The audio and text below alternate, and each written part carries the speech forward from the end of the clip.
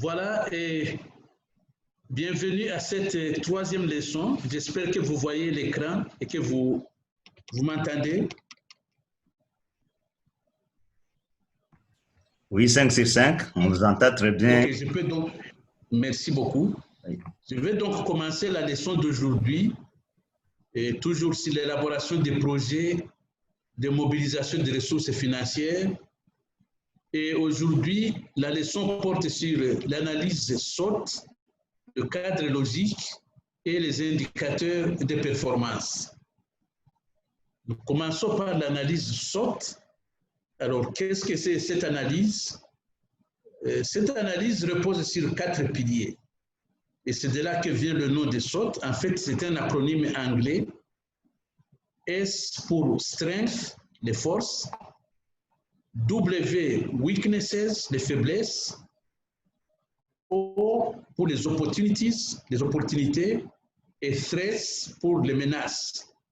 Donc, comme vous voyez, c'est une analyse qui a certainement émergé du contexte anglophone, mais qui est devenu un outil universel de travail quand on veut développer un projet pour mobiliser des ressources. Ou même dans d'autres contextes, quand on veut élaborer un projet de recherche ou autre chose. Alors, la matrice d'analyse de SWOT se présente comme si c'est une matrice à quatre entrées, oui. Donc, il y a d'abord, comme vous voyez, le diagnostic ou les éléments internes à l'institution, internes au projet qu'on veut analyser. Et là, il y a les éléments positifs, ce sont les forces, négatifs, les faiblesses. Donc, ça, c'est au niveau interne. Il y a aussi un diagnostic qu'on fait au niveau externe qui va déboucher sur les opportunités et les menaces. Parfois, les menaces, on les présente comme des défis ou comme des risques pour mettre en œuvre le projet. Alors, ce diagnostic externe, quand on va arriver au cadre logique, on verra que c'est ce qu'on appelle les hypothèses. Donc, il faut voir avec ce que nous avons à l'interne, quelles sont les hypothèses pour réussir ou ne pas réussir, des hypothèses qu'il faut prendre en compte quand on veut développer un projet. Alors, l'analyse SWOT, je vais prendre l'exemple de l'école doctorale. Il y a un certain nombre de choses que vous devez d'abord définir. Alors, si nous prenons le cas de l'école doctorale, nous voulons créer une école doctorale. Et pour déterminer le modèle qu'il faut mettre en place, il faut passer par cette analyse. Il faut voir quelles sont les forces pour ce projet de l'école doctorale, quelles sont les faiblesses, quelles sont les opportunités et les menaces. Mais pour cela, il faut la vision de cette école. Alors, cette école, nous avons donné la vision de devenir l'une des meilleures institutions d'Afrique centrale et orientale qui dispensent des programmes de formation doctorale de qualité, mais des programmes qui répondent aux besoins de l'enseignement supérieur de façon générale, mais aussi aux besoins du développement durable. Alors, maintenant, voilà, il faut donc, quand vous voulez faire une analyse SWOT, il faut voir d'abord quelle est la vision du projet pour lequel vous voulez faire cette analyse. La vision est là. Ou les objectifs. On a parlé des objectifs dans la première ou la deuxième leçon.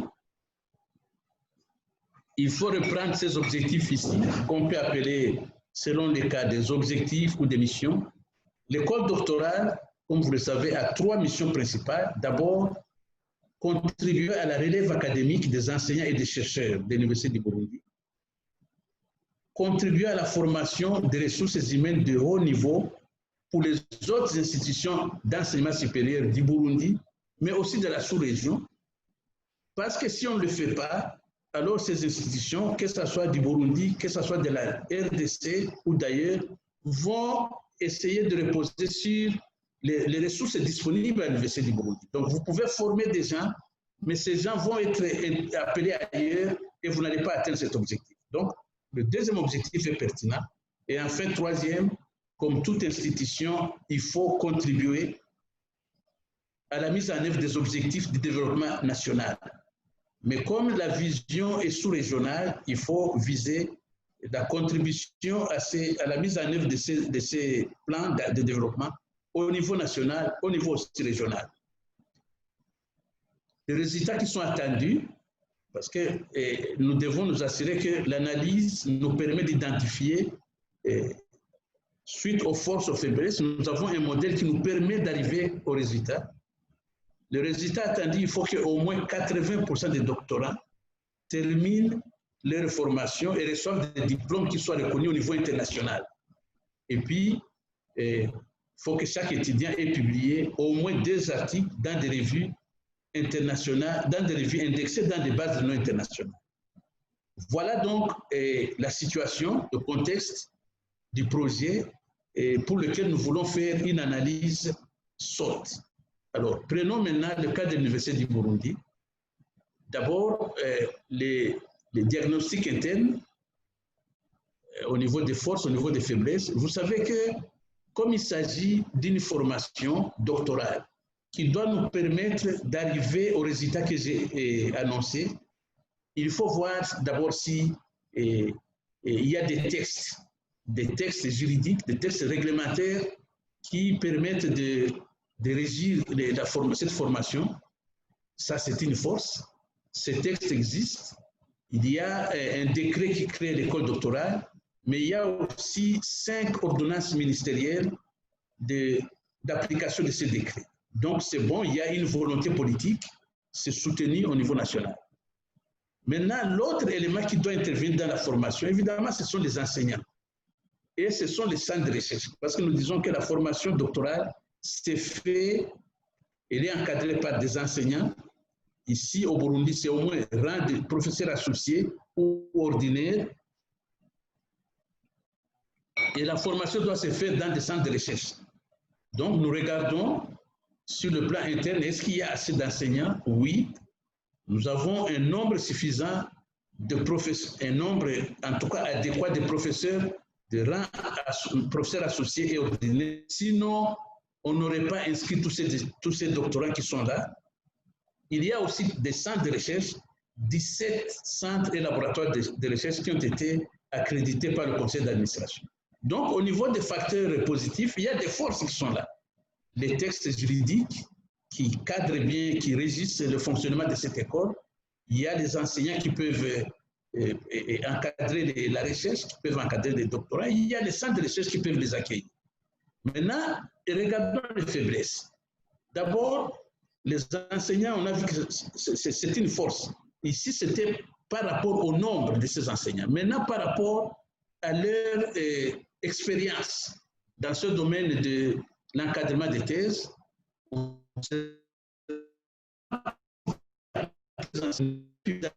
internationale, ça c'est une faiblesse lorsque nous exigeons que les doctorants eux-mêmes publient au moins 2 articles dans des revues internationales, des revues indexées dans des bases de données internationales.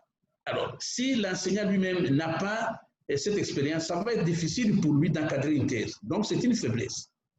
Il y a plusieurs enseignants qui n'ont jamais dirigé une thèse de doctorat. Donc, ils n'ont pas l'expérience. Ça aussi, c'est une faiblesse. Et dans le modèle que nous allons mettre en place, suite à cette analyse, nous devons tenir compte de cela. Nous devons voir comment remédier à cette faiblesse. L'autre faiblesse, et on l'a dit à la première leçon, quand on a regardé les sources de financement de la recherche, le budget de recherche de l'Université du Burundi est très limité. Même s'il y a des centres de recherche, mais il n'y a pas de budget. Aujourd'hui, c'est à peine 1% du budget de fonctionnement de l'université, mais ce budget va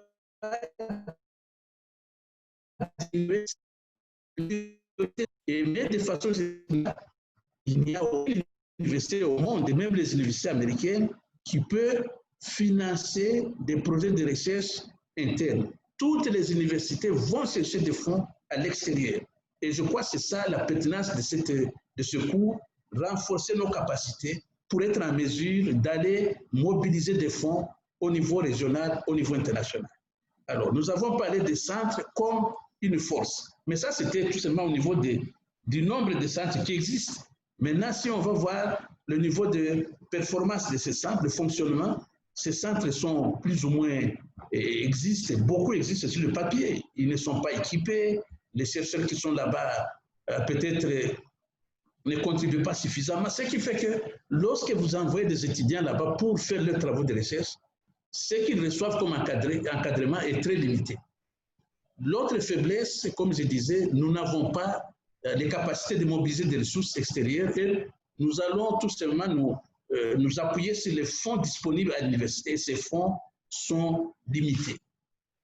L'autre faiblesse, c'est le dysfonctionnement des organes qui doivent intervenir dans le projet école doctorale. Il y a un organe très important qu'on appelle conseil pédagogique et scientifique. C'est plus ou moins l'équivalent du conseil d'administration pour l'Université du Burundi. Mais ce conseil ne fonctionne pas. Le conseil a été mis en place en 2017, il y a à peu près 4 ans. Il n'y a jamais eu une réunion qui a rassemblé un quorum. Et aucune décision ne peut être prise s'il n'y a pas de quorum. Donc, ça ne fonctionne pas, c'est une faiblesse. Et chaque fois, vous voyez, chaque fois qu'il y a des thèses qui sont annoncées, ce sont des tensions qui sont créées, ce sont des blocages. Et même aujourd'hui, nous avons des difficultés pour finaliser le processus de sélection de la 3e cohorte. D'habitude, on le fait au mois de mars, mais nous n'arrivons pas à rassembler, nous n'arrivons pas à organiser des réunions de ce conseil avec un quorum exigé pour prendre des décisions. Depuis avril, nous sommes bientôt en octobre, on n'a pas pu rassembler, on n'a pas pu réunir ce conseil pour prendre ces décisions sur la sélection des candidats. Donc ça aussi, c'est une faiblesse énorme. Ça, c'est au niveau interne. Maintenant, au niveau externe, ce sont les opportunités, ce sont des menaces. C'est ce que dans le cadre logique, nous allons appeler les hypothèses. Il faut que, à l'extérieur de votre projet, pour nous, c'est le projet école doctorale se trouve à l'intérieur de l'Université de Burundi. Donc, le diagnostic externe, c'est ce qui se passe à l'extérieur de l'Université de Burundi. Alors, d'abord, les facteurs positifs, ce sont les opportunités. On se rend compte qu'il y a plusieurs sources de financement de recherche qui sont disponibles. Et on en a parlé à la première leçon. Il y a plusieurs sources, donc c'est une opportunité, mais maintenant, nous devons avoir les capacités. Ce sont des ressources qui sont attribuées sur une base compétitive. Donc, nous devons renforcer, développer nos capacités pour pouvoir accéder à ces forces.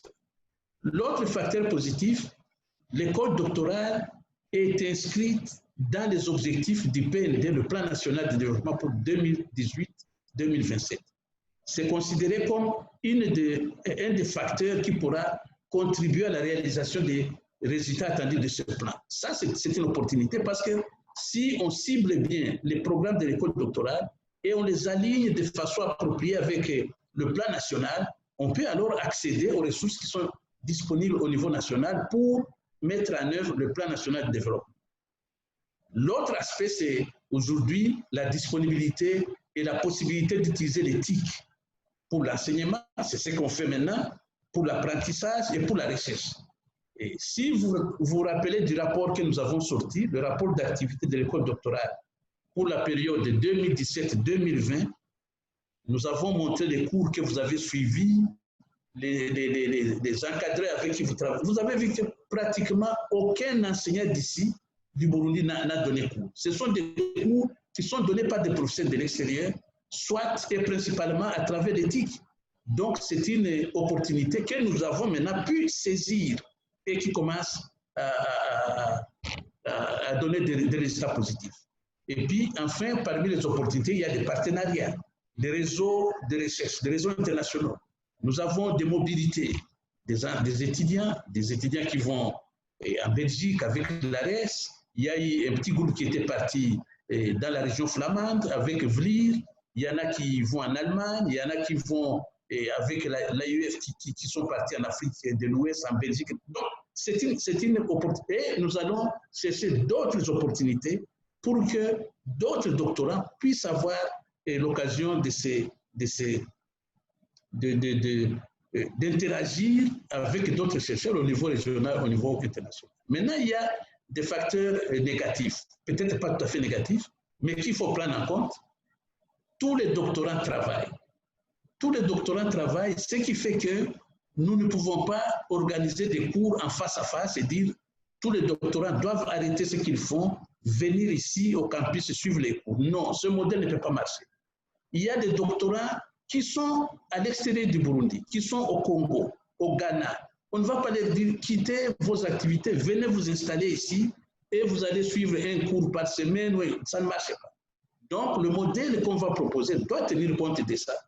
Une menace ou un défi ou tout ce que vous voulez. Le niveau des candidats qui viennent à l'école doctorale, ça aussi, c'est une menace. Parce que ce que nous avons fait jusque-là, nous avons dit on prend des étudiants qui ont fait des masters. Mais le Burundi, à ce moment-là, n'organisait pas des masters. Donc, c'est des gens qui ont étudié à l'extérieur. Et on s'est rendu compte qu'il y a des gens qui trichent, qui viennent avec des... Il y a des gens pour lesquels on a annulé les inscriptions. On était presque au bout, parce que leurs diplômes, c'était des diplômes qui n'étaient pas reconnus et là où ils ont fait leurs études ou qui avaient des difficultés, des problèmes. Ça, c'est première difficulté. Risque d'avoir des problèmes avec les diplômes, avec des faux diplômes. Deuxième risque, vous savez, nous voulons des diplômes qui soient comparables, qui soient acceptés en Belgique, aux États-Unis, au Kenya, ainsi de suite. Donc, il faut qu'au moins les conditions d'entrée à l'école doctorale soient comparables avec les conditions dans ces pays-là. Dans certains pays, on exige une distinction pour pouvoir accéder à l'école doctorale. Nous avons dit, on n'a pas pris ça en considération. Mais il faut prendre ça en considération dans le modèle qu'on propose pour l'école doctorale. Maintenant, cette analyse avait été faite au moment où on a ouvert l'école. Hein. Maintenant, on doit mettre à jour cette analyse parce que maintenant, il y a des masters qui sont organisés ici et nous devons voir quel est le niveau de ces étudiants qui terminent ces masters qui viennent à l'école doctorale. Au départ, on avait proposé que chaque étudiant, pour réussir un master, il doit faire au moins une publication. Ensuite, ils ont allégé cela en disant non, il doit tout simplement soumettre une publication à une revue. Ce qui, à mon avis, est une condition tout à fait qui n'est pas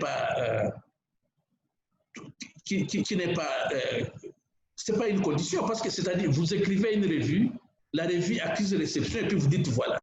Mais accusé réception et la qualité du document c'est différent parce qu'elle n'a pas encore été analysée. Ce qui fait que maintenant il n'y a aucune exigence pour les masters qui sont en train d'être faits ici. Et les gens, on leur a déjà dit, quand vous terminez le master, vous allez à l'école doctorale. Alors, nous, ce que nous allons faire, je vais revenir peut-être après, ça c'est l'analyse. Et puis, il y a maintenant un autre risque qui n'était pas là, parce que l'analyse avait été faite au moment où on a ouvert l'école. Maintenant, après quelques années de fonctionnement, on se rend compte qu'il y a des étudiants, des doctorants, notamment ceux qui ont bénéficié des bourses de l'ARES. L'ARES, la Belgique, la partie francophone, ils ont des mobilités, ils vont là-bas, au moment où ils terminent le dernier jour de leur mobilité, ils écrivent à l'ARES pour dire « nous, on ne rentre plus ». Mais ces ressources qui avaient été mises à la disposition pendant 3 ans sont perdues parce que les résultats auxquels on voulait arriver, avec ce genre de situation, on ne peut pas y aller. Alors, donc, quel est de façon générale l'objectif de cette analyse? Cette analyse doit permettre de mettre en place des stratégies souvent croisées pour résoudre les problèmes qui se posent.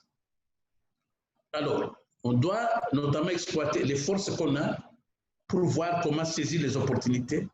Comme je disais, pour le cas d'espèce, si ces enseignants avaient, nous avons dit c'est une force, pas le nombre, mais c'est une force qui ne nous permet pas encore de saisir les opportunités, parce que là-bas, c'est les capacités qu'il faut pour mobiliser les ressources et tout. Il faut utiliser les forces pour combattre les faiblesses. Je ne sais pas si... Ça, ce sont les possibilités d'utilisation de cette analyse, mais je vais peut-être aller au cas concret et comment les résultats de l'analyse SWOT de l'école doctorale ont été utilisés. Cela a été utilisé pour nous permettre de mettre en place un modèle qui va justement et essayer de renforcer ce que nous avons comme force, affaiblir ce qu'il y a comme faiblesse et essayer de bénéficier des opportunités externes et aussi affaiblir les menaces. Alors cela a débouché sur un modèle de fonctionnement qui est bâti sur 3 piliers. D'abord, la gouvernance universitaire. Il faut que nous disposons d'un plan stratégique qui nous dit pour l'école doit arriver à tel résultat à la fin de 3 ans, par exemple. Et à partir de ce résultat, nous faisons marche arrière, nous regardons qu'est-ce qu'il faut faire comme activité la première année, la deuxième année, pour arriver à cela, comment il faut faire le suivi, le monitoring, et qu'est-ce qu'il faut faire par étudiant. Alors, ceci nous permet d'éviter des situations où vous allez vraiment de façon aléatoire, vous ne savez pas si vous allez réaliser un résultat ou non. Et l'absence d'un tel plan, la faiblesse d'une gouvernance universitaire se traduit par des perturbations des années académiques. Et par exemple, ici, on ne sait pas quand est-ce que l'année académique commence, est-ce que c'est l'année académique 2018-19, est-ce que c'est et ça pose beaucoup de problèmes sur le financement, sur les performances, et ainsi de suite. Ça a été c'est un des piliers de ce modèle de fonctionnement. L'autre pilier, comme je disais, c'est la coopération interuniversitaire. Tous les cours qui ont été donnés ici, aucun enseignant d'université n'a donné ces cours. C'était par les gens quand ils vont en mobilité, d'autres en ligne. Vous avez vu les cours avec le professeur Peter Okebukola, avec d'autres partenaires. Ça, nous l'avons intégré dans notre modèle. Troisième modèle, nous savons qu'il y a des TIC et nous essayons de les utiliser à travers notamment des plateformes comme ce qu'on utilise maintenant, plateformes de e-learning. C'est ça qui a été utilisé au Nigeria, où vous avez suivi des cours en ligne et tout, et maintenant, ça va être systématique. Alors, l'autre, ça, c'est les 3 piliers du modèle de fonctionnement, mais nous avons aussi pris en compte le fait qu'on n'était pas sûr du niveau des candidats qui entraient à l'école doctorale. Donc, nous avons commencé par un cours pratiquement de mise à niveau. C'est le cours du professeur Okebukola sur l'utilisation d'éthique dans le processus de recherche doctorale. Ce cours nous a permis de mettre tous les étudiants, tous les doctorants, à un niveau où ils peuvent maintenant commencer à travailler sur la base des capacités qui sont requises pour des gens qui font des études doctorales. Ça, si on ne l'avait pas fait, ce n'est pas évident qu'on serait arrivé au résultat qu'on a obtenu aujourd'hui.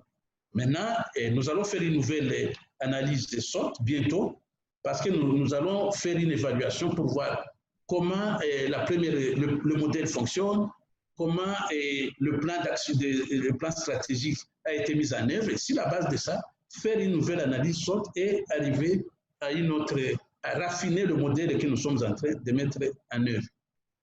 Donc, ça, c'est pour l'analyse de SWOT. Alors, lié à cela, il y a ce qu'on appelle le cadre logique. Le cadre logique, c'est un document qui donne des informations sur les objectifs. Vous vous rappelez, on a introduit les objectifs lors du deuxième cours. Il faut maintenant les utiliser. Les résultats attendus, les activités et les hypothèses. Les hypothèses vont apparaître ici, dans ce cadre logique, mais ce sont des éléments de l'analyse, le diagnostic externe de l'analyse SWOT. Donc, ce sont les éléments des opportunités et des menaces. Donc, vous voyez qu'il y a un lien direct entre ces deux documents. Alors, voilà comment se présente le cadre logique. Je ne sais pas si c'est visible, mais on va le voir sur un exemple. Alors, vous avez d'abord, c'est un document qui est composé de 4 colonnes et 4 lignes, 4 colonnes. Et la première colonne vous donne les objectifs généraux, objectifs spécifiques, les résultats et les activités. Mais alors, la deuxième colonne, ce sont les indicateurs. Indicateurs pour mesurer comment les résultats généraux ont été atteints, les résultats spécifiques, mais on verra qu'il y a un lien direct. Comment les résultats eux-mêmes ont été réalisés, à quelle hauteur, et puis les activités. Troisième colonne, ce sont les sources de vérification. Vous dites que les objectifs ont été atteints. On utilise mais comment les indicateurs doivent être mesurables? Il faut dire, nous avons atteint cela parce qu'il y a un rapport qui montre ceci, donc ça doit être vérifiable. Et puis, il y a une dernière colonne, ce sont les hypothèses. C'est de ça que j'ai parlé. C'est les éléments des opportunités et des menaces qui doivent être repris ici. Parce que si on n'arrive pas, par exemple, à atténuer les menaces, on ne pourra pas arriver au résultat qui était attendu, aux objectifs, ainsi de suite. Donc ça, c'est le schéma général du cadre logique. Je vais donner un exemple, cette fois-ci, l'incubateur de l'Université du Burundi. Alors, le cadre logique, en général, c'est exigé. Pour tout projet, c'est exigé. Alors, vous voyez que ça prend, c'est aussi... Ah non, il y a une erreur ici. La dernière colonne, c'est une répétition de la première. Donc, oubliez la dernière colonne où c'est écrit objectif général. C'est en fait la première colonne. Nous avons mal copié. Donc, il y a 4 colonnes. Colonne des objectifs, l'objectif général, l'objectif... Non, le deuxième, c'est objectif spécifique. Et puis, on va voir la suite. La suite, je vais vous montrer ça. Objectif spécifique. Et puis, nous allons avoir des résultats ici. Et puis, on a mélangé un peu les choses. Les résultats, et puis il y a... Non. On a mélangé les choses. Je reviens sur... Voilà, ça doit être comme ça. Ça doit être comme ça.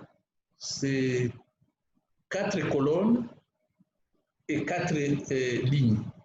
Et donc, première colonne, on voit qu'il y a les objectifs généraux spécifiques, les résultats et les activités. Deuxième colonne, ce sont les indicateurs. Troisième colonne, ce sont des sources de vérification. Il faut montrer qu'en utilisant les indicateurs, montrer qu'effectivement, nous avons des éléments qui montrent que l'objectif a été atteint. Et puis, la dernière colonne, c'est les hypothèses. Alors ici, on a un peu, je m'excuse beaucoup, on a un peu mélangé les choses, mais je vais essayer d'expliquer. L'objectif général pour l'incubateur, comme on avait dit, c'était créer un incubateur à l'Université du Burundi. C'était ça. Créer, mais cet incubateur devait permettre d'arriver à au moins 5 entreprises qui sont créées.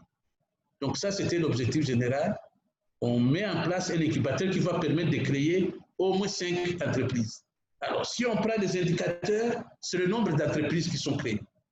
C'est le nombre d'entreprises. Minimum, on avait dit 5. Si on crée plus, tant mieux. Mais si on crée moins, on n'a pas atteint l'objectif. Alors, dans les sources de vérification, il y a des documents qui doivent montrer que ces entreprises ont été créées. Pour le cadre, ce cadre avait été créé lorsque le projet a été soumis pour financement. Mais maintenant, il y a une nouvelle situation. Il faut mettre à jour. Par exemple, pour les sources et les moyens de vérification, maintenant, nous avons 11 entreprises qui ont été créées et chaque entreprise a été créée au niveau de l'API, l'Agence pour la promotion de l'investissement. Ils ont toutes les références qu'il faut, ils sont inscrits avec des numéros qu'il faut et tout ça. Donc, nous avons tous les documents, tous les dossiers qui montrent que ça a été inscrit. Alors, parmi les hypothèses, ici, à ce moment-là, c'est l'hypothèse qu'on avait quand on a fait l'analyse SWOT pour l'incubateur.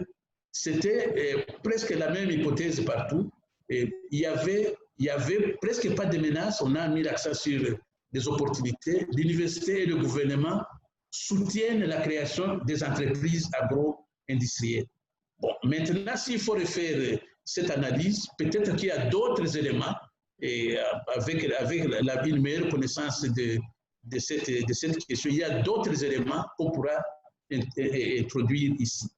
Alors, donc, ça, c'était l'objectif général. Comme je disais, on a fait des erreurs quand on a recopié ça dans le PowerPoint. Il y a la dernière colonne qui ne doit pas être là. Et ici aussi, l'objectif général revient 2 fois, mais je crois que j'ai expliqué pour l'objectif général. Et alors, il y a aussi, il doit y avoir l'objectif spécifique. Objectif général, spécifique, en fait, c'est ça. Là où c'est écrit maintenant objectif général, ce sont des objectifs spécifiques. Premier objectif, fournir au groupe cible les compétences professionnelles et entrepreneuriales nécessaires pour le développement des entreprises agroalimentaires. Parce qu'il y a l'objectif général, c'est créer les entreprises. Mais pour créer les entreprises, il faut aussi que d'abord c'est créé par des groupes. On a dit qu'il faut un groupe d'au moins 5 personnes pour créer l'entreprise, mais il faut que ces personnes aient des compétences dans le domaine professionnel, entrepreneurial, pour pouvoir créer, mais pour pouvoir aussi faire fonctionner ces entreprises qu'ils auront créées. Donc ça, c'est un premier objectif spécifique. Et alors, le nombre de personnes ayant créé des entreprises, ça c'est, on a créé 11, c'est 5, au moins 5 par entreprise. Nous avons les listes qui ont été enregistrées à l'API, et donc troisième ici, troisième colonne, liste des personnes, listes vérifiables. Nous avons des listes qui ont été enregistrées là-bas à l'API. Les hypothèses, on a maintenu la même hypothèse, mais on peut raffiner. Pour le cas de vos projets spécifiques, on peut raffiner. Donc ça, c'était ici. Là, on a écrit objectif général, c'est objectif spécifique. Premier objectif, c'est ce que je viens de dire. Le deuxième objectif, développer les partenariats entre l'incubateur de l'Université du Burundi et d'autres entreprises publiques et privées. L'idée est simple. D'abord, il y a des compétences qui ne sont pas disponibles ici à l'école doctorale. Comme on avait dit, un incubateur, c'est juste une structure, pour le moment, qui est logée à l'école doctorale, pour aider les gens qui ont des idées, les aider à mûrir leurs idées jusqu'à ce qu'ils arrivent à créer des entreprises et peut-être les aider pour les formations, renforcement des capacités, mais aussi les aider pour mobiliser les ressources. Alors, évidemment, l'école doctorale qui loge cet incubateur seul n'a pas les capacités. Et donc, il faut, pour arriver à réaliser les résultats, il faut développer des partenariats avec d'autres. Au niveau national, par exemple, quelqu'un avait parlé des BIN qui fait des formations. Nous n'allons pas répéter les mêmes formations, mais peut-être voir comment faire des partenariats et permettre aux gens qui ont créé des entreprises de bénéficier de ces formations. Nous avons un partenariat avec l'Université Makerere qui peut aussi donner quelques formations. Nous avons aussi un partenariat avec un réseau d'incubateurs en Europe, mais nous sommes aussi en train de développer notre propre plateforme de formation e-learning pour l'incubateur, ce qui va nous permettre de collaborer plus facilement avec les autres, parce qu'au lieu que BBN ou notre partenaire nous demande d'envoyer tout le monde là-bas, il y a des gens qui sont à Gitega, il y en a qui sont dans d'autres campus, il y en a qui vont sortir de l'université. Au lieu de dire amener tous les gens, tout le monde ici, on peut utiliser notre plateforme et le cours peut être donné d'ailleurs et voilà des arrangements. Maintenant, il faudra vérifier, les protocoles ont été signés, et puis ainsi de suite. Alors, l'autre objectif spécifique, c'est soutenir les petites entreprises agroalimentaires existantes par la recherche et le développement des services, notamment des TIC. Je vais m'arrêter à ces 3 objectifs spécifiques. Normalement, l'incubateur a été financé uniquement pour l'Université du Burundi. Mais nous avons indiqué, même dans le document des projets, que nous allons graduellement essayer d'abord d'élargir les domaines au lieu seulement de l'agro-business, voir les autres domaines qui sont importants pour l'entrepreneuriat des jeunes, l'éthique, l'environnement et autres. Mais nous allons aussi essayer d'élargir les services pour sortir de l'Université du Burundi et offrir, parce que l'une des missions de l'Université du Burundi, c'est les services à la communauté, à travers tous les programmes. Maintenant, avec ça, le service que nous pouvons rendre, c'est soutenir les petites entreprises qui sont à l'extérieur de l'université, et notamment avec l'incubateur, avec la plateforme que nous créons. Nous pouvons donner maintenant des formations, des renforcements de capacités aux entreprises qui sont à l'extérieur. Même pas uniquement à Bujumbura, mais dans tout le pays, parce qu'avec un dispositif comme ça, nous pouvons donner des formations partout, non seulement ici au pays, mais à l'extérieur. Et nous utilisons des TIC, donc nous allons voir comment, par exemple, donner accès, et nous aurons, par exemple, une petite bibliothèque virtuelle pour l'incubateur où nous allons mettre tout ce que nous avons ou tout ce qui existe comme vidéo sur ceci, comme PowerPoint qui a été donné ailleurs, comme document, et ouvrir cela à d'autres entreprises qui sont à l'extérieur de l'Université du Burundi. Donc, ça sera un service à la communauté, mais ça fait partie des objectifs spécifiques. Donc, voilà, on a fait les objectifs généraux spécifiques. Maintenant, il faut aller au résultat. Le résultat, évidemment, c'est par rapport à chaque objectif. Chaque objectif spécifique, vous regardez qu'est-ce qui est prévu et qu'est-ce qu'on a fait. Par exemple, ici, on devait faire un atelier de lancement de cet incubateur. On l'a fait. On l'a fait, le rapport existe. Il faut signer des accords de partenariat avec les institutions avec lesquelles nous voulons travailler. Nous avons signé avec le réseau européen, avec l'Université Makerere. Maintenant, il faut voir au niveau national. Ça, ce sont des résultats qui sont attendus. Alors, je saute ici. Il y a, ça c'était déjà dit. Ça c'était déjà dit.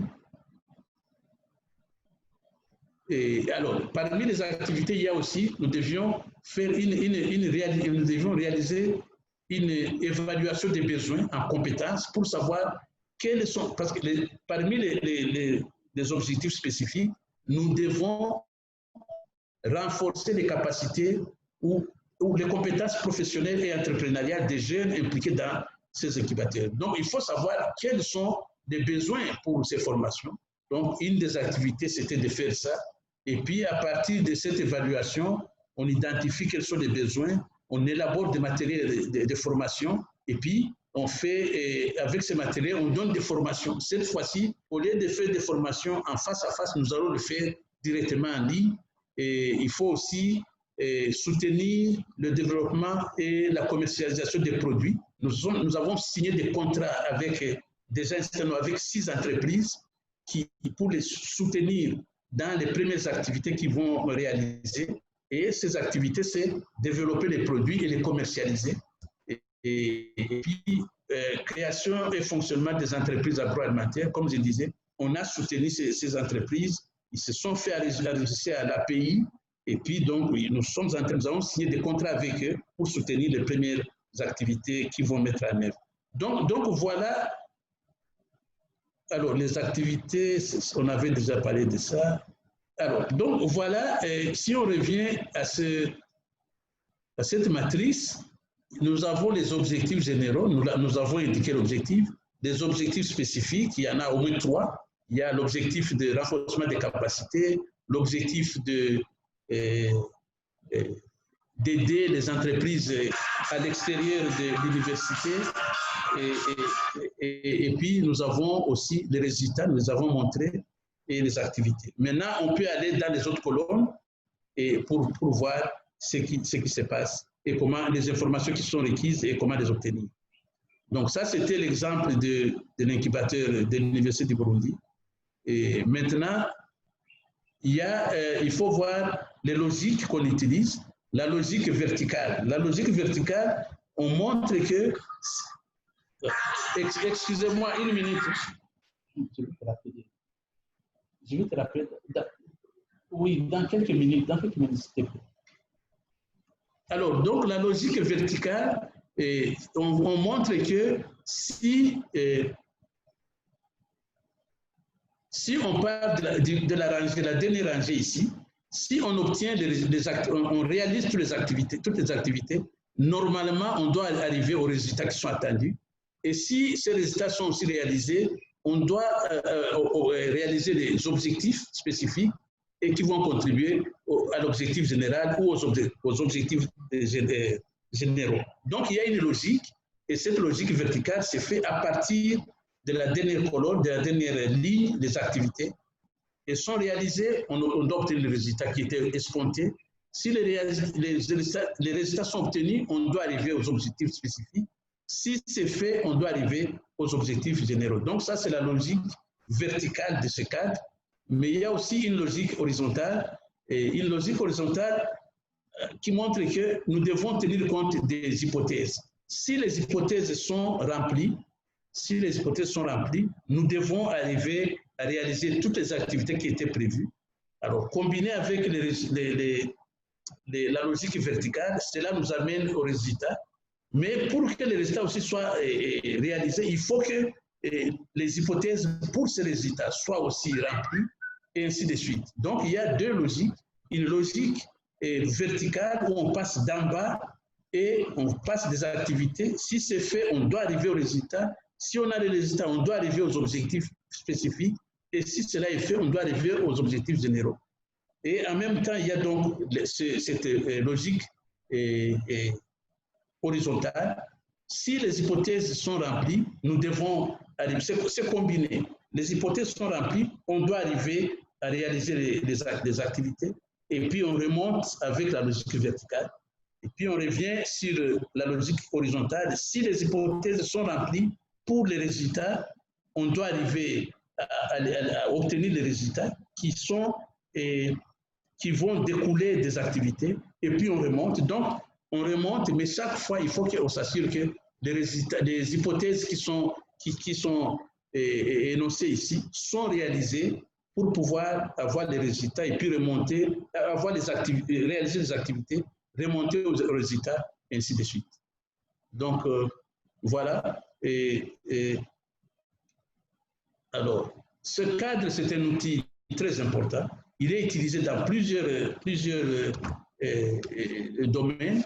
Il est utilisé pour planifier des projets individuels, des projets institutionnels, comme j'ai parlé de l'école doctorale. Si on n'avait pas fait l'analyse SWOT et le cadre logique, ça aurait été très difficile de déterminer le modèle qu'on utilise aujourd'hui et de le faire accepter comme étant un modèle, le modèle unique et qui découle de la situation, de l'analyse de la situation réelle qui prévaut ici au pays. Donc, l'analyse SWOT et le cadre logique sont extrêmement importants dans le développement de vos projets pour la mobilisation des ressources. Voilà, je vous remercie, j'ai fini et on peut maintenant passer aux questions-réponses. Nous avons encore un peu de temps. Je vous remercie.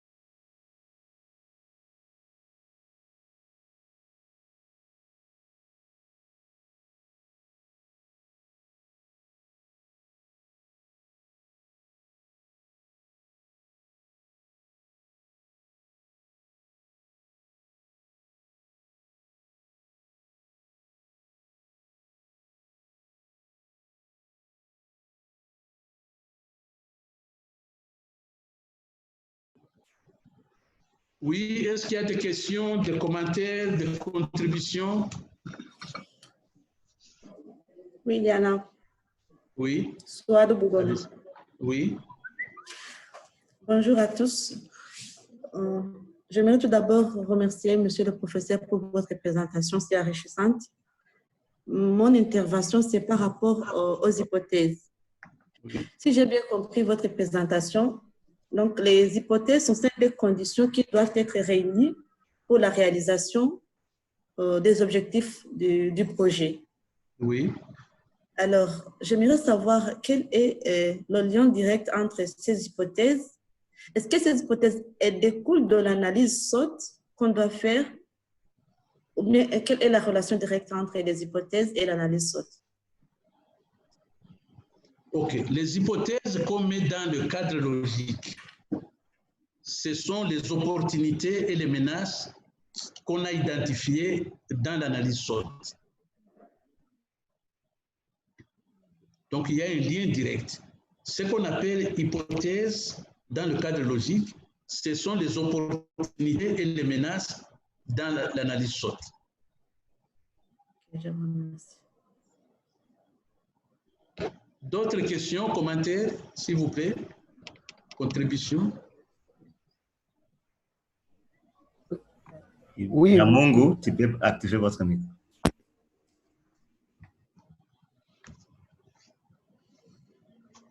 Oui, allez-y.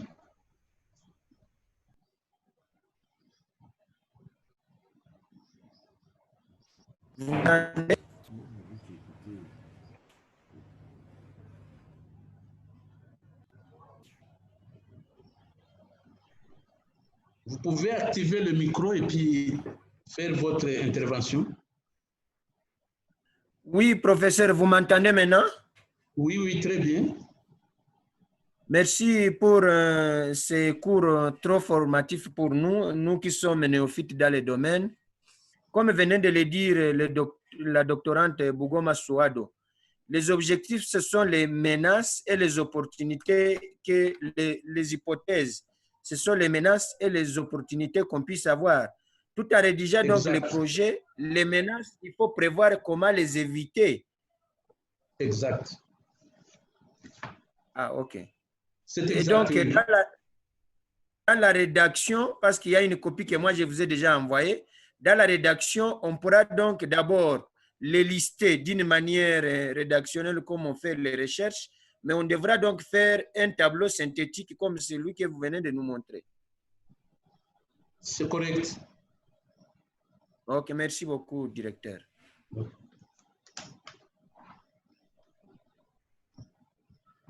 Oui, Désiré. Oui, bonjour, c'est Tassé de Rabat. J'espère que vous m'entendez. Oui. Est-ce que vous m'entendez? Ok, Oui, moi, oui, c'est par rapport à l'analyse SWOT pour les faiblesses. Si j'ai bien compris, vous avez dit qu'il y a un problème au niveau du conseil pédagogique et scientifique et que parfois, il y a un problème que vous réunissez le quorum. Moi, je vais demander pourquoi les gens qui sont là ne peuvent pas participer à des réunions alors qu'ils ont accepté dès le départ qu'ils vont partir de ce conseil pédagogique et scientifique. Parce que dès le début, je crois qu'avant, vous avez signé peut-être un contrat que ces gens doivent appartenir à ce conseil. Donc là, je voudrais poser la question par rapport à cette absence. Une deuxième question, c'est par rapport aux professeurs qui n'ont pas de publication. Vous dites qu'il y a des professeurs qui n'ont pas de publication dans des revues indexées.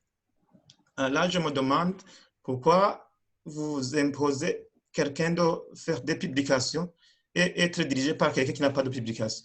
Donc ça, moi, je vois qu'on ne devrait pas aligner des professeurs qui n'ont pas de publication. C'est ça, c'est mes deux interventions.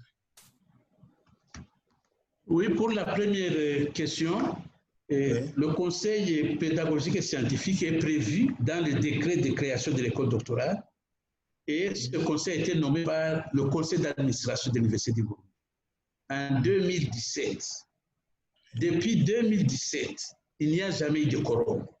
Et quand il n'y a pas de quorum, on ne peut pas prendre une décision. Alors, pourquoi ils ne viennent pas, ça, je ne peux pas dire. Ça, je ne sais pas. Ils n'ont jamais dit pourquoi, ils ne s'excusent pas, et puis c'est tout. On convoque une réunion, on se retrouve avec des gens qui ne permettent pas d'avoir le quorum. Et maintenant, on est arrivé vraiment à un blocage total. Un blocage total. L'autorité, bien sûr, est au courant de tout ça. Je ne sais pas. On va voir comment peut-être régler ça. Maintenant, l'autre question.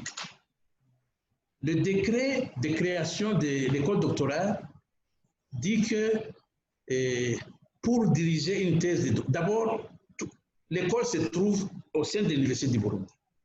Peut-être qu'au départ, c'était envisagé uniquement pour l'Université du Burundi. Mais aujourd'hui, c'est ouvert. Pas seulement au pays, mais c'est ouvert à la région, c'est ouvert en Afrique. Alors, le décret dit qu'il faut être professeur associé ou professeur ordinaire pour pouvoir diriger une thèse. Maintenant, les conditions d'avancement de ces grades-là, fixées encore une fois par l'université, par le conseil d'administration, sont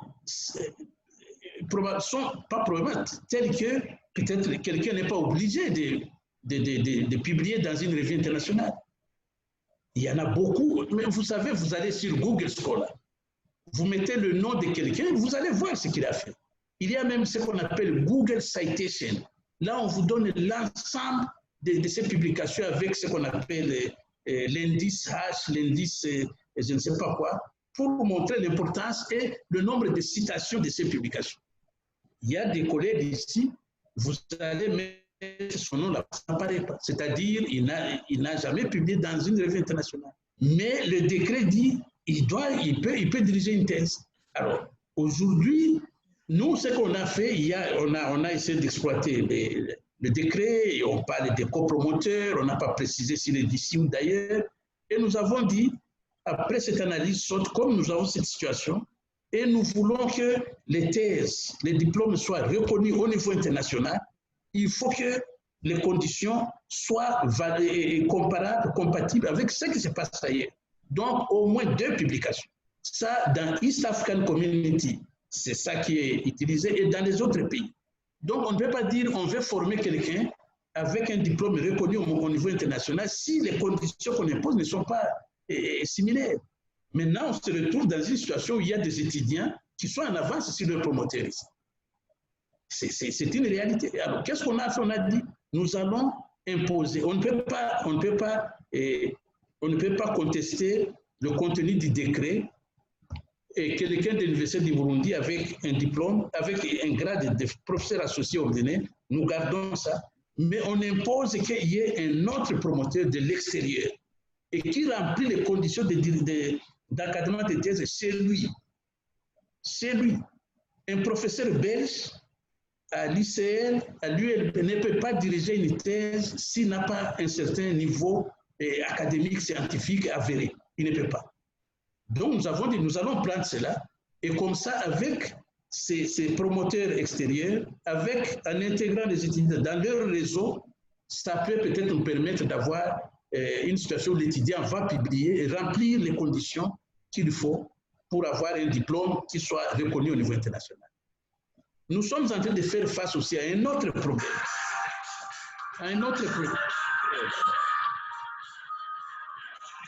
Excusez-moi une minute.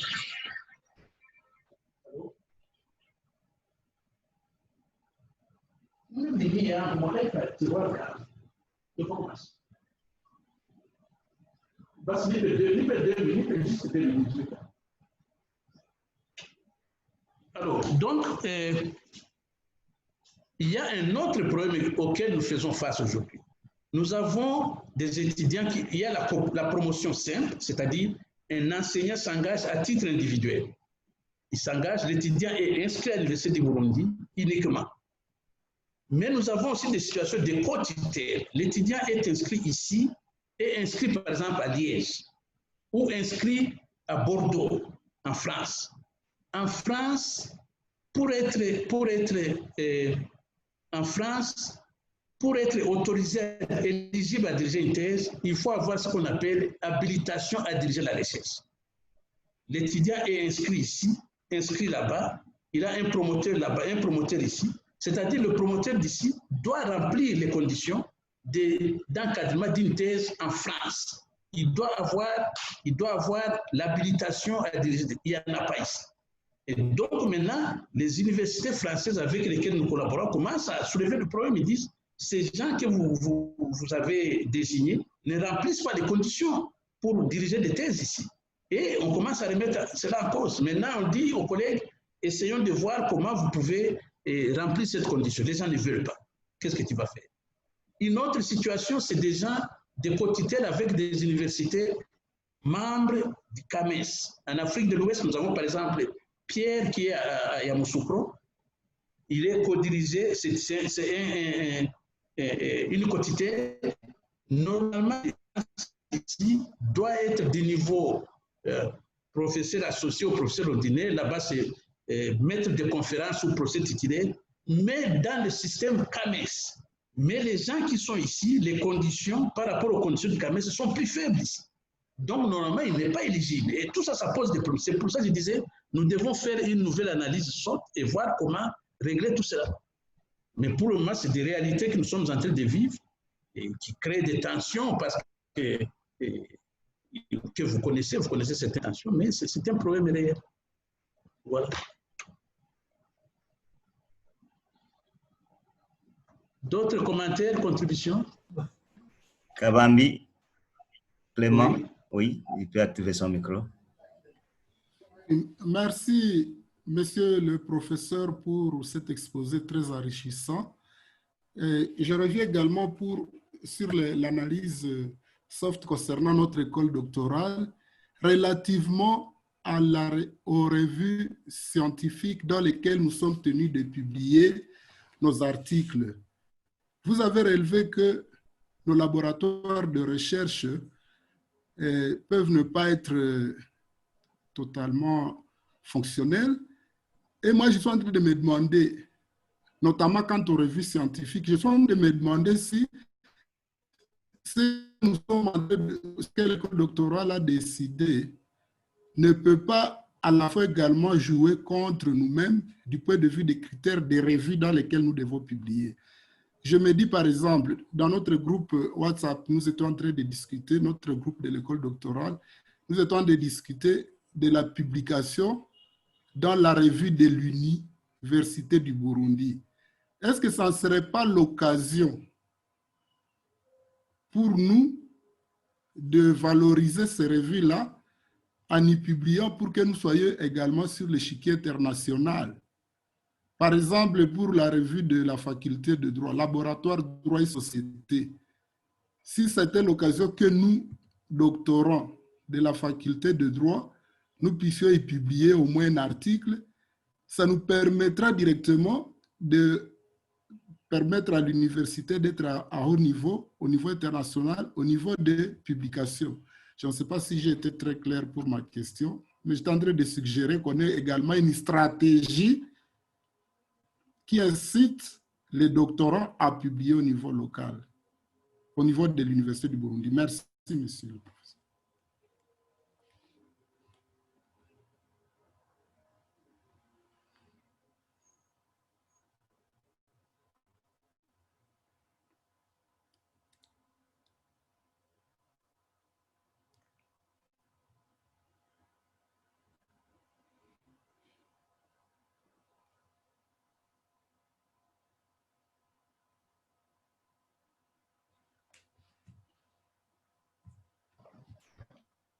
Merci, je suis la question.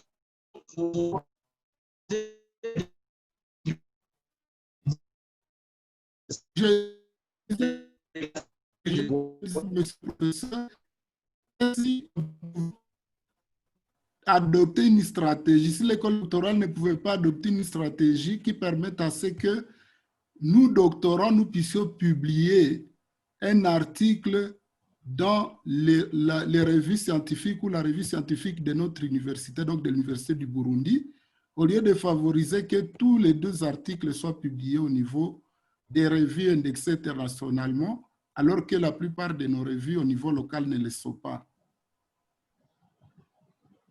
OK. Non, les revues locales ne le sont pas. Mais il y a des revues internationales et il y en a beaucoup. Si vous publiez aujourd'hui dans la revue de l'Université du Burundi, la revue de médecine, les cahiers de Kirdes, la revue de la faculté du droit, ça ne va pas être compté dans les 2 articles qu'on vous demande. Ça ne sera pas fait. Parce que ces revues ne sont indexées nulle part, ces revues ne sont pas des revues internationales. Et il y a plusieurs critères.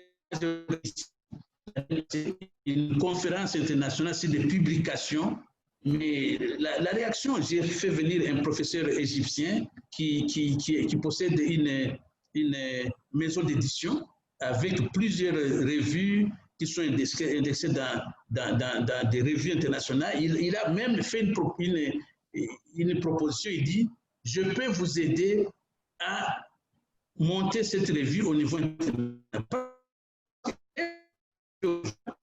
Une revue où les membres du comité sont même des nationales. Ça ne peut pas.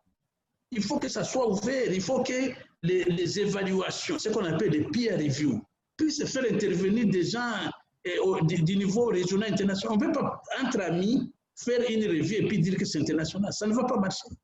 Et il n'y a pas de volonté d'aller là-bas parce qu'avec ces revues, eux, ils arrivent à avancer des grades. Donc, apparemment, ça ne les intéresse pas. Ça ne les intéresse pas de faire un effort supplémentaire. Mais pour vous, c'est différent. Vous êtes obligés. Maintenant, c'est même dans les décrets. C'est même dans les décrets. Il faut 2 publications dans des revues internationales. Maintenant, au lieu de dire vous allez publier là-bas, il faut une autre stratégie. Comment vous aider pour publier dans des revues internationales?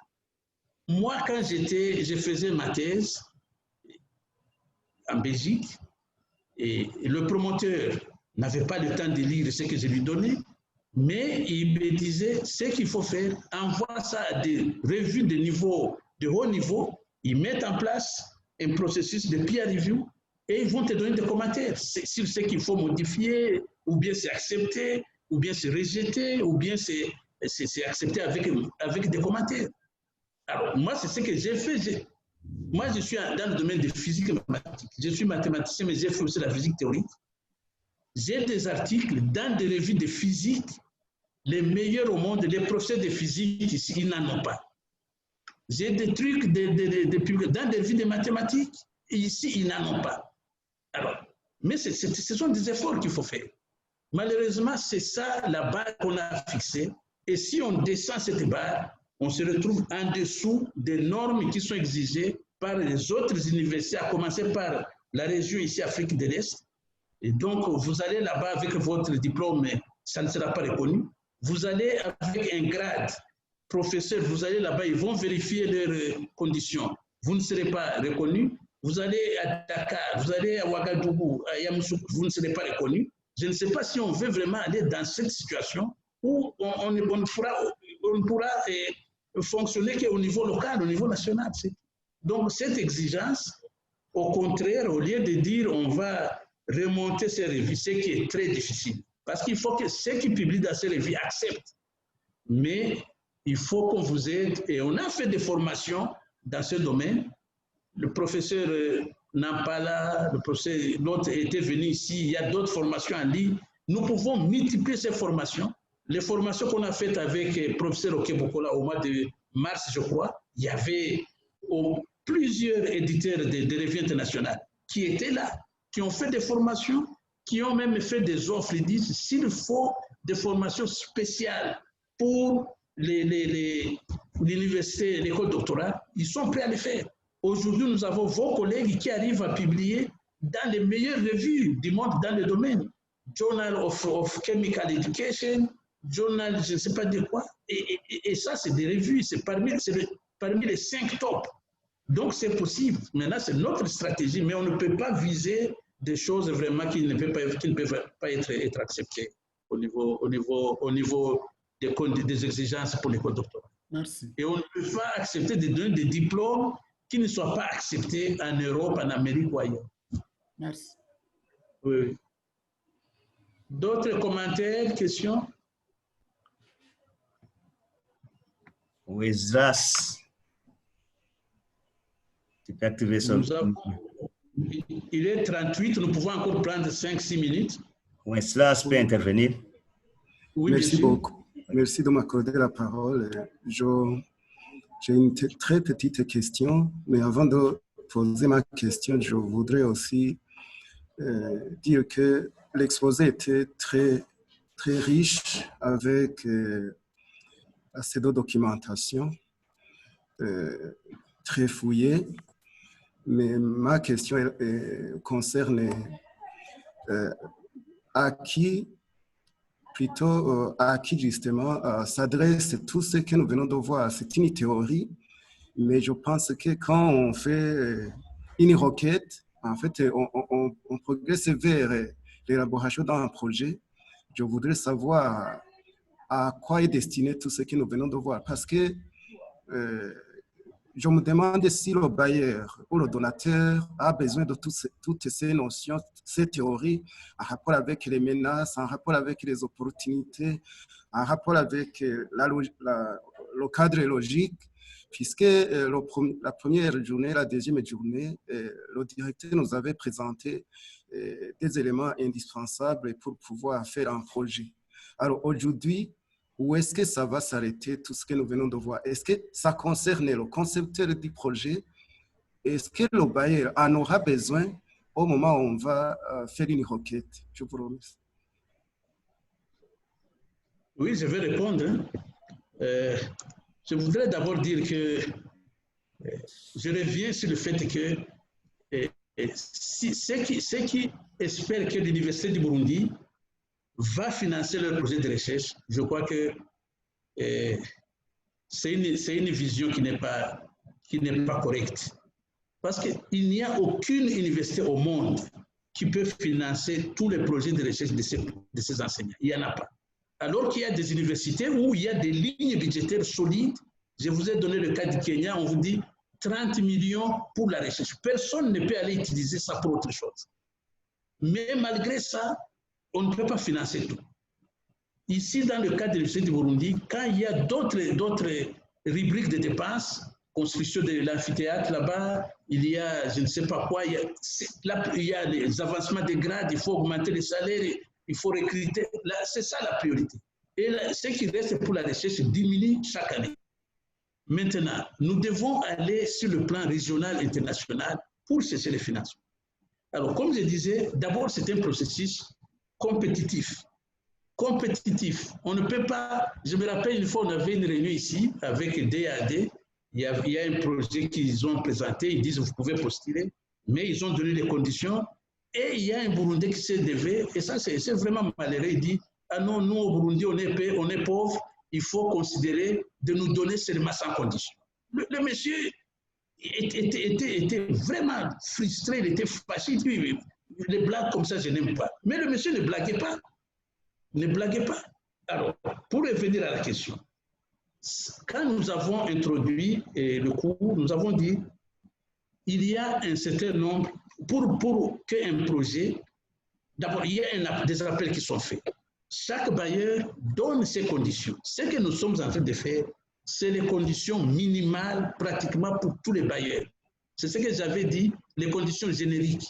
Parce qu'en plus de ça, il y en a d'autres qui ajoutent autre chose. Ça, c'est les conditions génériques. Il faut identifier quel est le bailleur auquel tu veux soumettre le projet. Pardon. Une fois le profil identifié, qu'est-ce qu'il demande? Et parmi les choses qu'il demande, bien sûr, il y a tout ce qu'on vient de faire ici, l'analyse SWOT, le cadre logique, et maintenant la suite, ça va être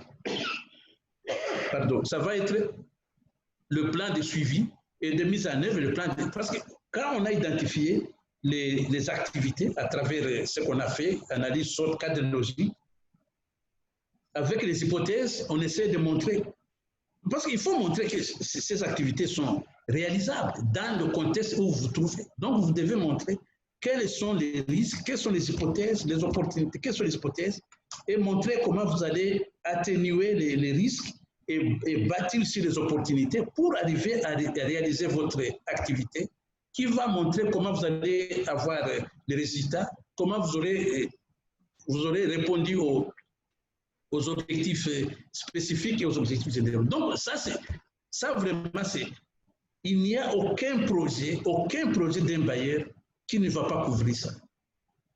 Aucun. Et donc, le concepteur, bien sûr, c'est vous, parce que nous avons dit à la fin de ce cours, au début, chacun doit choisir un thème sur lequel il veut travailler et puis essayer de mettre toutes ces informations dans son projet. Et à la fin, nous allons avoir, chaque participant aura développé un projet qui, en principe, devrait être facilement financé par les bailleurs. Bien sûr, on avait dit on va faire un devoir chaque semaine, vous mettez ce qu'on a fait. On se rend compte peut-être que bon, c'est stressant, peut-être que vous avez besoin de plus de temps. Et on a dit, maintenant, ce qu'on va faire, on prend les devoirs à la fin. On termine la semaine prochaine. Demain, ça sera un cours assez léger sur les résultats, sur la méthodologie. Tout ça, c'est basé sur le cadre logique. Parce que vous avez des activités, vous avez des indicateurs, et puis on voit quelle est la méthodologie pour pouvoir arriver à ce résultat en utilisant ces indicateurs. Donc, ça va être assez direct. Et la semaine prochaine, on aura seulement une séance où on va faire le plan de suivi de ces activités, de mise en œuvre, et puis le plan de suivi monitoring. Vous avez des hypothèses. Il faut qu'à chaque étape, vous montriez comment vous allez atténuer les risques, comment vous allez bâtir sur les hypothèses pour avancer vers les résultats. Donc, il faut un suivi et un plan de suivi, un plan de mise en œuvre. C'est ça qu'on va faire la semaine prochaine, mercredi. Et puis maintenant, jeudi, vous serez libre l'autre semaine pour maintenant travailler sur vos projets que nous allons partager. Et puis, on va voir comment donner des feedbacks. Peut-être une façon de donner des feedbacks, nous allons dire, parmi les devoirs, vous devez aussi donner des commentaires sur 2 ou 3 devoirs présentés par d'autres. Chacun donne des commentaires, et puis moi, je vais trouver, moi-même, j'ai fait mes commentaires, trouver d'autres collègues, et à la fin, finaliser ces projets, et puis commencer à voir comment le processus de mobilisation des ressources. Mais ce qu'on est en train de faire, c'est central, on ne peut pas échapper. Il n'y a aucun projet qui peut être accepté par un bailleur s'il n'y a pas l'analyse SWOT, s'il n'y a pas un cadre logique, ça ne peut pas être accepté. C'est vraiment parmi les exigences minimales d'un projet à soumettre à un bailleur de fonds. Voilà. Il y a encore 2 intervenants, je ne sais pas si on peut l'accorder. Oui, on peut prendre les 2 derniers, oui. 2 derniers. Il y a Biamon qui veut retourner et Île-de-France. Biamon peut commencer. Merci beaucoup, professeur. Vous m'entendez? Oui, bien sûr, oui. Merci beaucoup pour la parole m'accorder encore une fois. Moi, je pense que les mails que nous avons reçus disant que vous avez suspendu les devoirs de chaque semaine risquent de nous endormir dans une paresse. Dans quel sens? Parce que à chaque étape, nous aurions souhaité, je suggérerais qu'il y ait, par exemple, l'interconnexion entre nous tous. Et comme ça, à chaque étape, quand nous terminons jeudi, nous pouvons envoyer déjà samedi entre collègues, samedi ou dimanche. Comme ça, on se lit mutuellement et on amende ce qu'on a eu cette semaine-là. Donc, jeudi, vendredi, samedi, on travaille, dimanche, on s'interconnecte. Comme ça, à la fin, vers la fin, là, on a un travail plus ou moins fait sur lequel on pourra discuter à la fin. Sinon, avec cette allure, on risque de commencer le travail les derniers jours là. C'était ça ma proposition, professeur. Non, vous avez tout à fait raison. Hein. Vous avez tout à fait raison. Et maintenant, moi, j'aurais voulu recommander ou accepter cette recommandation et puis demander aux collègues d'aller semaine par semaine, on fait quelque chose et puis on partage. Nous-mêmes, on va donner des feedbacks. Ce qui fait qu'on n'attend pas le dernier jour pour commencer à travailler sur les différentes étapes. J'espère que la recommandation... Que nous sommes néophytes à la matière. Oui, oui. J'espère que la recommandation est acceptée. Je vais donc envoyer un message dans ce sens-là. À la fin de ce cours. OK. Oui, Île-de-France. Merci de me passer la parole. Est-ce que vous m'entendez? Oui, je vous entends, oui. OK. Et je vous remercie d'abord pour la présentation assez enrichissante. Et ma question est celle-ci. Selon ce que nous venons de voir, il s'agit vous avez donné un exemple sur un projet, je dirais, de développement. Et ma question est la suivante. Est-ce qu'on peut faire l'analyse SWOT et le cadre logique pour un projet de thèse? Ah oui, bien sûr, on doit le faire. Pour tout projet, parce qu'un projet de thèse aussi, vous devez arriver à des résultats. Alors, il faut voir est-ce que les hypothèses sont remplies pour arriver à ces résultats. Est-ce que, par exemple, vous faites un projet de thèse dans un laboratoire, mais vous savez que le laboratoire ne fonctionne pas. Donc, dans votre propre analyse, vous voyez que, tiens, je ne peux pas aller m'asseoir dans un labo où il n'y a rien, il n'y a personne, il n'y a pas d'équipement. Je vais plutôt chercher d'autres opportunités. Donc, l'analyse SWOT est absolument indispensable pour tout projet de recherche, de développement, de projets personnels et tout. C'est nécessaire. Bon, c'est-à-dire, dans ce cas, nous avons les hypothèses, ce qu'on appelle les hypothèses et les objectifs dans le projet de recherche.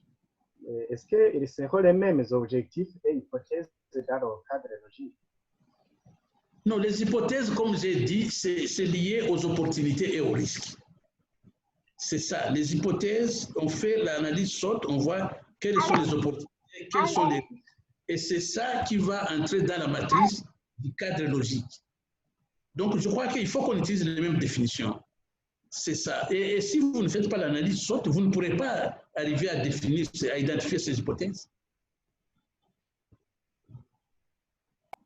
Merci beaucoup, je vous remercie. OK, très bien. Et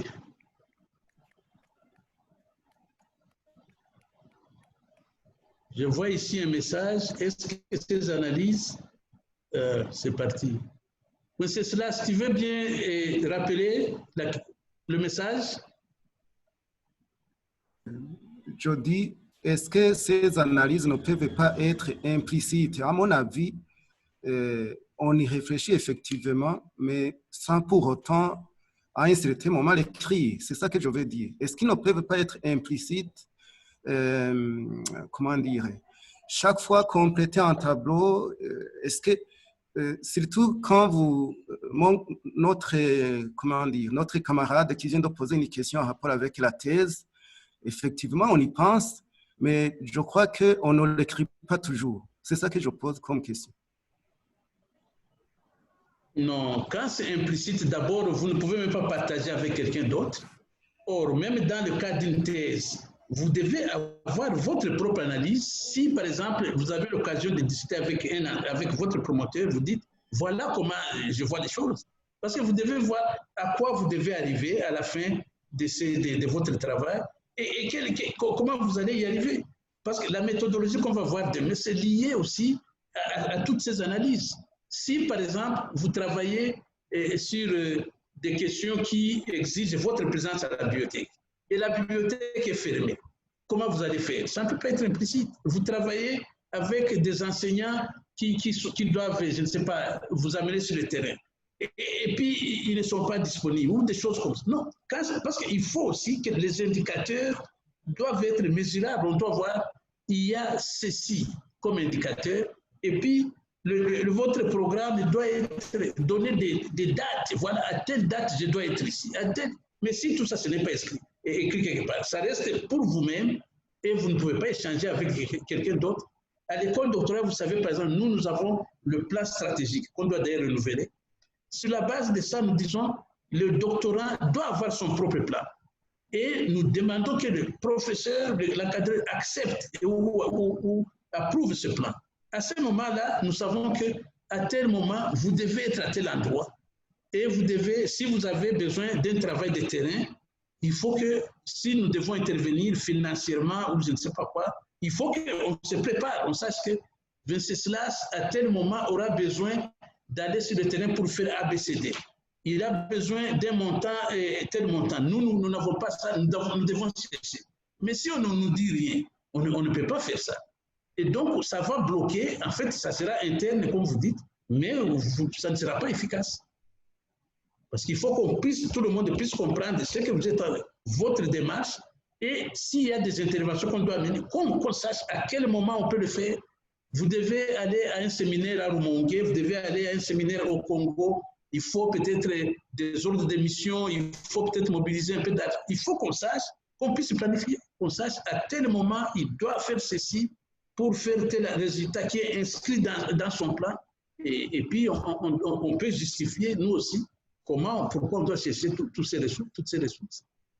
Donc, implicite, d'accord, mais il faut, si ce n'est pas écrit et montré clairement, et que les partenaires qui sont avec toi, l'école, les promoteurs, le doyen, puissent comprendre, et comprendre, par exemple, pourquoi le doyen doit comprendre pourquoi tu dois t'absenter pendant 2 mois pour aller quelque part alors que tu devais enseigner. Alors, il y a peut-être des priorités qu'il faut remodifier, des choses comme ça. Donc, ça doit être écrit. Et l'analyse sorte et le cadre logique, c'est extrêmement important, même pour des projets personnels. Projets personnels, institutionnels, les projets de thèse, projets de recherche, de développement et tout ça. Ce sont des outils très importants. Maintenant, chacun prend son thème et essaye d'appliquer ce que nous avons fait. Et puis ensemble, on va voir comment l'appuyer, soit à l'interne, soit avec nos partenaires à l'extérieur. Nous allons dire, écoutez, et regardez ceci, donne-nous un feedback, et c'est comme ça qu'on fait. OK. Voilà, je crois qu'on va arrêter ici pour aujourd'hui. Et comme je disais, demain, on va continuer, mais demain, ça sera quelque chose de vraiment qui va, c'est surtout la méthodologie. Et on sait quelles sont les activités, on sait les indicateurs pour mesurer. Et maintenant, comment faire cela entre l'activité et l'indicateur, et bien sûr les hypothèses, comment faire, quelle méthodologie. Ça peut être des méthodologies à plusieurs composantes, avec une composante technologique, avec des enquêtes en ligne, avec des choses à face, et ça va montrer, en fonction de l'activité, en fonction des indicateurs, on va voir quel est le choix de la méthodologie qu'il faut mettre en œuvre. Et souvent, ce n'est pas quelque chose de linéaire, ce n'est pas j'ai fait uniquement ça. Il y a plusieurs composantes qui vont s'imposer et qui vont s'imposer et qui vont dépendre des indicateurs. Les indicateurs doivent mesurer, et pour mesurer, il faut qu'il y ait un lien entre la méthodologie. Si, par exemple, l'activité, c'est organiser un atelier en face à face, organiser un atelier en ligne, on voit l'indicateur et puis comment l'indicateur va mesurer cela. Et donc, en fonction de la mesure qu'on sélectionne, on devra voir quelle est l'activité et la méthodologie qu'il faut mettre en œuvre. Et puis, on va avancer. Donc, on arrête ici pour aujourd'hui. Je vous remercie beaucoup. Et demain, à 10h30. Entre-temps, on va corriger les PowerPoint, là où il y avait quelques erreurs. On va vous envoyer ça aujourd'hui et on va envoyer la vidéo aussi. Voilà. Bonne journée.